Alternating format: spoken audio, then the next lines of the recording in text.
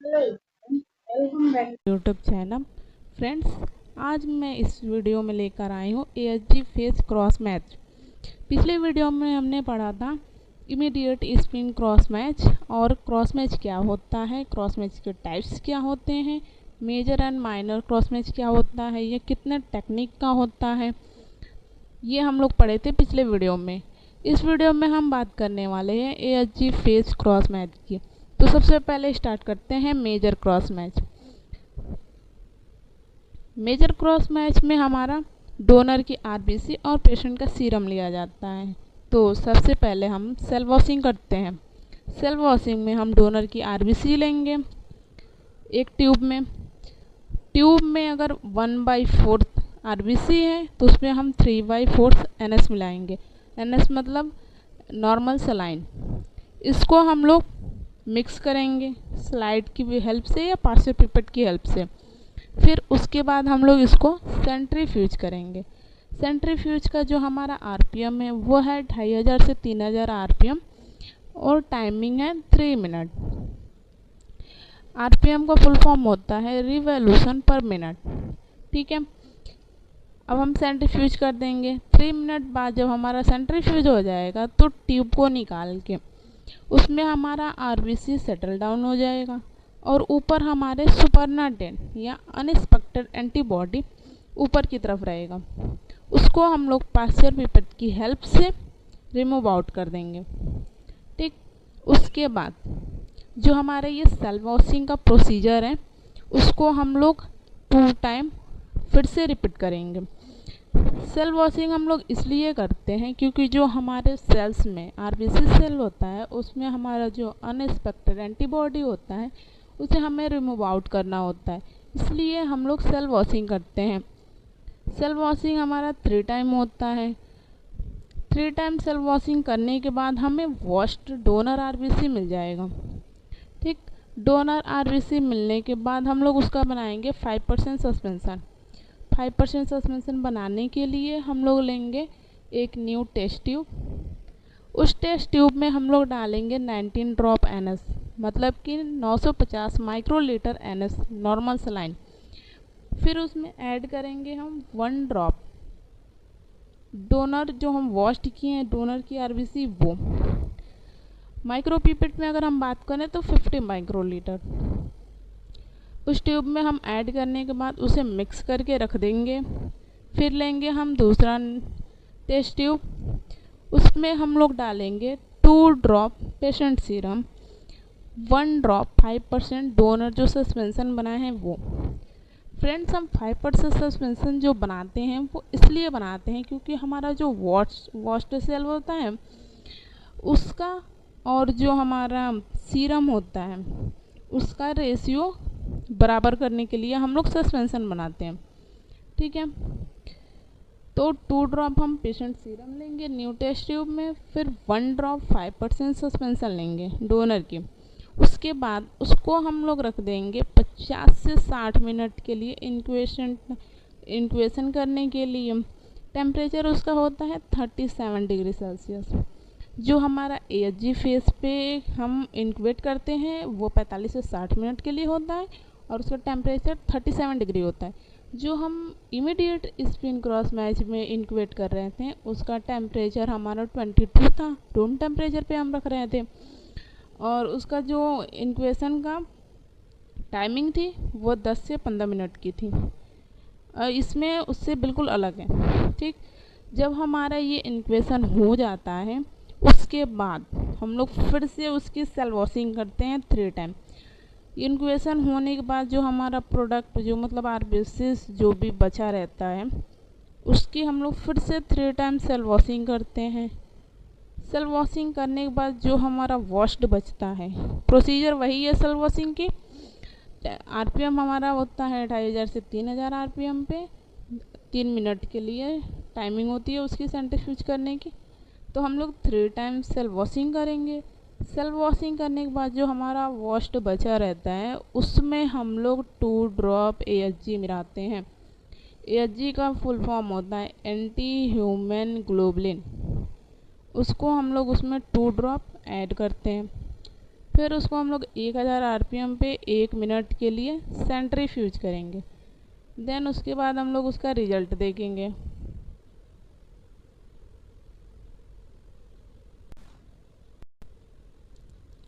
Friends, अब हम result देखेंगे। रिजल्ट में हमारा अगर कोई एग्लूटिनेशन नहीं आ रहा है, उसमें क्लम्पिंग टाइप की नहीं आ रही है, तो फिर वो तो कंपैटिबल है। अगर उसमें हमारा एग्लूटिनेशन आ रहा है तो उसमें तो फिर वो इनकम्पैटिबल है। उस यूनिट को हम लोग किसी पेशेंट को, मतलब जिस पेशेंट का क्रॉस मैच कर रहे हैं, उसे हम लोग इशू नहीं कर सकते हैं। ठीक, यहाँ तक डन। उसके बाद हम बात करते हैं माइनर क्रॉस मैच की। माइनर क्रॉस मैच हमारा मेजर के अपोजिट होता है। तो उसमें हम लोग पहले भी इमीडिएट में भी बात कर चुके हैं कि पेशेंट की आरबीसी उसमें ली जाती है और डोनर का प्लाज्मा या सीरम लिया जाता है। ठीक है, सेम वैसे इसमें भी है, माइनर क्रॉस मैच में भी। उसके बाद हम लोग फिर उसका सेल वॉशिंग करेंगे। सेल वॉशिंग में हम लोग लेंगे पेशेंट की आरबीसी। पेशेंट की आरबीसी अगर हमारी 1/4 आरबीसी है ट्यूब में, तो 3/4 एनएस में रहेंगे। उसके बाद हम लोग उसको सेंट्रीफ्यूज करेंगे। सेंट्रीफ्यूज का आरपीएम है 2500 से 3000 आरपीएम। आरपीएम का फुल फॉर्म होता है रिवॉल्यूशन पर मिनट। टाइमिंग इसकी होती है 3 minute. After centrifuge by the help of passer pipette, centrifuge होने के बाद हम लोग पासर पिपेट की मदद से अनएक्सपेक्टेड एंटीबॉडी को रिमूव आउट कर देते हैं। फ्रेंड्स, हमने पहले ही बता दिया है कि हम लोग सेल वॉशिंग क्यों करते हैं, क्योंकि हमें जो डोनर की आरबीसी होती है उसमें से हमें अनएक्सपेक्टेड एंटीबॉडी को रिमूव आउट करना होता है, इसीलिए हम उसकी सेल वॉशिंग करते हैं। ठीक है, उसके बाद जो हमारा सेल वॉशिंग का प्रोसीजर है, फिर हम लोग जो हमारा आरबीसी बचा है उसमें फिर से हम एनएस मिक्स करेंगे। मिक्स करने के बाद फिर उसको सेंट्रीफ्यूज करेंगे 2500 से 3000 आरपीएम पे 3 मिनट के लिए। ये हमारा प्रोसीजर रिपीट होगा 2 टाइम। उसके बाद जब हमारा 2 टाइम कंप्लीट हो जाएगा तो हमें मिल जाएगा वॉश्ड पेशेंट आरबीसी। अब हम वॉश्ड पेशेंट आरबीसी रख देंगे। फिर हमें बनाना है 5% सस्पेंसन। 5% सस्पेंसन बनाने के लिए हम लोग लेंगे एक न्यू टेस्ट ट्यूब, जिसमें हम लोग मिक्स करेंगे 19 ड्रॉप एनएस। माइक्रोलीटर में अगर बात करें तो 950 microlitre NS plus 1 drop washed patient RBC, जो हमने अभी वॉश किया है। माइक्रोलीटर में अगर बात करें तो 50 माइक्रोलीटर आरबीसी लेंगे पेशेंट का, उसको मिक्स करके हम रख देंगे। फिर हम लेंगे new test tube. New test tube में हमारा होगा 2 ड्रॉप डोनर का प्लाज्मा या सीरम प्लस 1 ड्रॉप पेशेंट का 5% सस्पेंसन, जो हमने अभी बनाया है वो हम डालेंगे। इसकी इंक्यूबेशन टाइमिंग होती है 45 से 60 मिनट। टेम्परेचर होता है इसका 37 डिग्री सेल्सियस। हम इंक्यूबेट करने के लिए छोड़ देंगे। 45 से 60 मिनट के बाद हम फिर ट्यूब को निकालेंगे इंक्यूबेशन से। उसके बाद जो हमारा इंक्यूबेशन के बाद जो प्रोडक्ट बचा रहता है उसको हम लोग फिर से 3 टाइम वॉश करते हैं एनएस के साथ। वही प्रोसीजर है सेल वॉशिंग की। 1/4 अगर हमारा आरबीसी है तो 3/4 एनएस। फिर उसको मिक्स करेंगे पासे पिपेट या स्लाइड की मदद से। फिर सेंट्रीफ्यूज करेंगे 2500 से 3000 आरपीएम पे 3 मिनट के लिए। सेंट्रीफ्यूज होने के बाद पास्चर पिपेट की मदद से अनएक्सपेक्टेड एंटीबॉडी को रिमूव आउट कर देंगे। ठीक, जो भी प्रोडक्ट हमारा आरबीसी जो हमारा होगा वो सेटल डाउन हो जाएगा, बाकी जो बचेगा उसको हम लोग रिमूव आउट कर देंगे। अब उसके बाद जो हमारा वॉश्ड बचा है उसमें हम लोग 2 ड्रॉप एएचजी मिक्स करेंगे। एएचजी का फुल फॉर्म होता है एंटी ह्यूमन ग्लोबुलिन।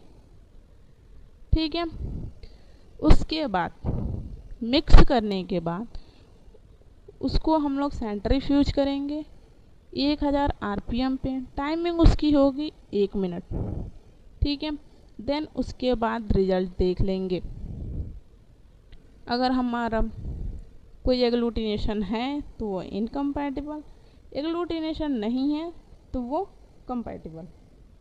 ठीक है, आगे हम बात करते हैं कंपैटिबल ब्लड ग्रुप। ठीक है, इसमें हम बात करेंगे कौन से ब्लड ग्रुप में कौन सा एंटीजन होता है, कौन सी एंटीबॉडी होती है, कौन सा ब्लड ग्रुप किसको हम दे सकते हैं और कौन सा ब्लड ग्रुप का पेशेंट रिसीव कर सकता है। ठीक है, तो हम बात करते हैं सबसे पहले ए ब्लड ग्रुप की। ए ब्लड ग्रुप में हमारा ए एंटीजन होता है और एंटीबॉडी बी होती है। जो ए ब्लड ग्रुप वाले पेशेंट होते हैं उसमें हमारा वो अपना ब्लड ए ग्रुप वाले पेशेंट को दे सकते हैं, ए बी वाले को दे सकते हैं, बट ए ग्रुप वाले जो पेशेंट होते हैं वो किसका किसका ट्रांसफ्यूज अपने अंदर करवा सकते हैं वो हम देख लेते हैं। तो वो हमारा होगा ब्लड ग्रुप ए और ब्लड ग्रुप ओ का। ठीक है, यहाँ तक आपको समझ में आया। उसके बाद हम बात करते हैं ब्लड ग्रुप बी की। ब्लड ग्रुप बी में हमारा होता है एंटीजन बी, एंटीबॉडी होता है ए। अब देखते हैं कि यह किसको किसको अपना ब्लड दे सकते हैं। तो जो ब्लड ग्रुप बी वाले होते हैं वो अपना ब्लड ग्रुप बी वाले को दे सकते हैं और ब्लड ग्रुप ए बी वाले को दे सकते हैं। अब बात करें कि वो किसका किसका ब्लड ग्रुप किस ब्लड ग्रुप वाले डोनर का रिसीव कर सकते हैं, मतलब ट्रांसफ्यूज करवा सकते हैं अपने अंदर, तो वो हमारा हो जाएगा ब्लड ग्रुप बी और ब्लड ग्रुप ओ। ठीक है, यहाँ तक समझ आया। अब बात करते हैं ब्लड ग्रुप ओ की। तो जो हमारा ब्लड ग्रुप ओ होता है उसमें हमारा कोई एंटीजन नहीं होता है। ठीक, उसमें केवल एंटीबॉडी होती है, वो होती है ए और बी। ठीक है, अब जो हमारा ओ होता है वो देखें किसको किसको ब्लड दे सकता है। तो वो हमारा जो होता है उसको हम लोग यूनिवर्सल डोनर कहते हैं। वो ए को भी दे सकता है, बी को भी दे सकता है, ओ को भी दे सकता है और ए बी को भी दे सकता है। ठीक है, बट जो ओ ब्लड ग्रुप होता है वो only one O blood group वालों का ही रिसीव कर सकता है। यहाँ तक आपको समझ आया। उसके बाद बात करते हैं हम ए बी ब्लड ग्रुप की। ए बी ब्लड ग्रुप में हमारा एंटीजन होता है ए और बी, बट एंटीबॉडी नहीं होती है। इसमें हमारा कोई एंटीबॉडी प्रेजेंट नहीं होता है। ए बी ब्लड ग्रुप वाले किसको किसको दे सकते हैं। तो ए बी ब्लड ग्रुप वाले अपना ब्लड केवल ए बी ब्लड ग्रुप वाले को ही दे सकते हैं। अगर हम बात करें वो किसका किसका ब्लड ग्रुप रिसीव कर सकते हैं, मतलब अपने अंदर ट्रांसफ्यूजन करवा सकते हैं, तो वो होता है ए बी ब्लड ग्रुप वाले का भी ए बी वाले में ट्रांसफ्यूज हो सकता है, ए का भी ए बी वाले में ट्रांसफ्यूज हो सकता है, बी ब्लड ग्रुप भी ए बी वाले को ट्रांसफ्यूज हो सकता है और ओ ब्लड ग्रुप भी ए बी वाले पेशेंट को ट्रांसफ्यूज हो सकता है। तो फ्रेंड्स, यहाँ तक आपको समझ आया।